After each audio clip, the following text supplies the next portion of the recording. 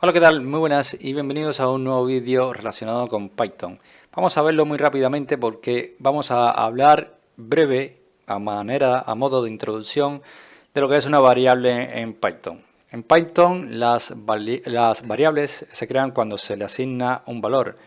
Python no tiene ningún comando para declarar una variable, así que es bastante sencillo cuando podemos asignar una variable en Python.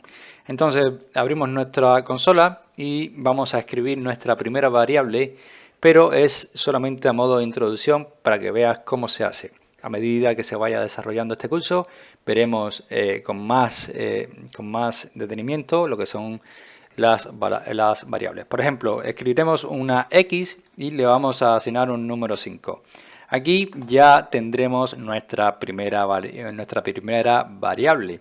Y si por ejemplo escribimos una Y y le decimos que Y es igual a hola alumno, aquí ya tendríamos nuestra segunda variable. Por ejemplo, si nosotros decimos un print y le decimos que imprima a Y, ¿vale? A Y, nos daremos cuenta de que nos va a imprimir la variable hola mundo. Si le decimos que imprima la variable X, nos va a decir que imprima el número 5, ¿vale? Ya hemos creado nuestra primera variable a modo de introducción. Si te has fijado, es, a diferencia de otros lenguajes, bastante sencillo.